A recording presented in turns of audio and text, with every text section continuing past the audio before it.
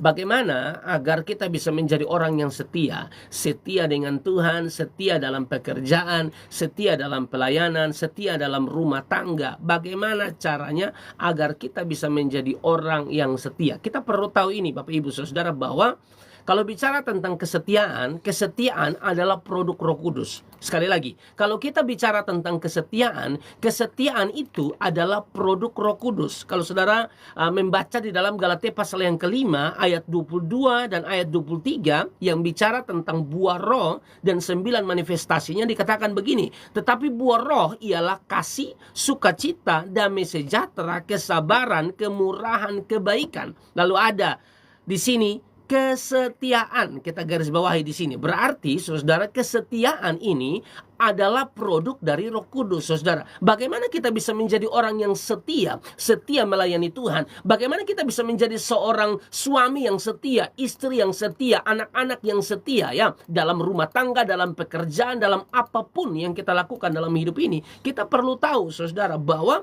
kesetiaan itu adalah produk Roh Kudus. Nah, orang-orang yang dipenuhi Roh Kudus, orang-orang yang dipimpin oleh Roh Kudus, saudara, pasti bisa menunjukkan yang namanya kesetiaan. Omong kosong, saudara, kalau seseorang mengatakan dirinya dipimpin oleh Roh Kudus, tapi dalam pekerjaan tidak setia. Dalam hal kecil saja dia tidak setia, lalu menuntut Tuhan berikan tanggung jawab yang lebih besar buat kamu. Kamu menghayal, kawan.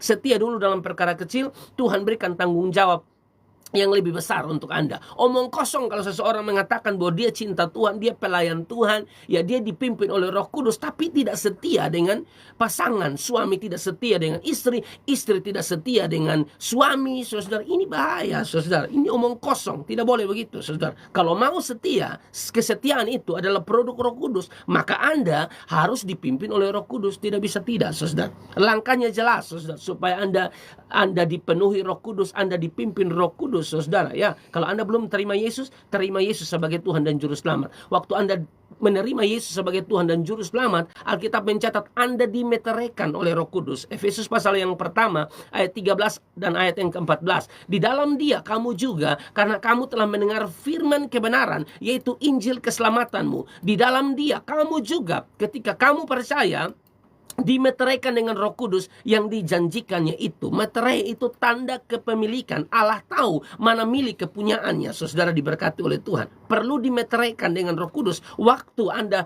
menerima Yesus sebagai Tuhan dan Juru Selamat. Ayat 14. Dan Roh Kudus itu adalah jaminan bagian kita sampai kita memperoleh seluruhnya, yaitu penebusan yang menjadikan kita milik Allah untuk memuji kemuliaannya. Amin. Bapak Ibu Saudara diberkati oleh Tuhan. Mau jadi orang yang setia, ya, minta tuntunan Roh Kudus, minta pimpinan Roh Kudus, dipenuhi oleh Roh Kudus, supaya Anda bisa menjadi orang yang setia, saudara. Setia dalam pekerjaan Tuhan, setia dalam pelayanan, setia dalam rumah tangga, setia terhadap pasanganmu masing-masing. Itu penting. Kalau hari-hari ini Anda menemukan tidak adanya kesetiaan di dalam rumah tangga, suami jalan lain, istri jalan lain, anak-anak jalan lain, tidak adanya kesetiaan lagi, saudara. Padahal dulu menikah, janji di hadapan Tuhan, di hadapan pendeta, di hadapan jemaat-jemaat, ya saudara, seperti cincin ini bulat dan tak berujung, dan sebagainya, saudara, ya. Kata-kata mereka bagus, manis, tapi ternyata itu cuma berlangsung 1 tahun, saudara. Saya berharap, saudara, rumah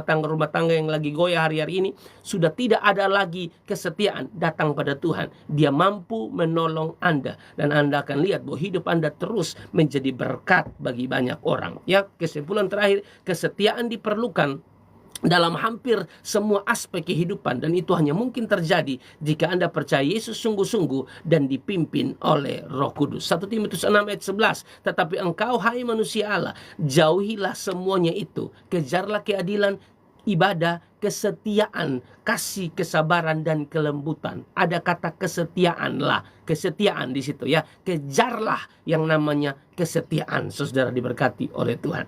Dan kalau Anda menjadi orang-orang yang setia, ya, jangan sombong, karena tentu itu semua karena pekerjaan Roh Kudus dalam diri Anda. Saya pikir saya selesai. Tuhan memberkati.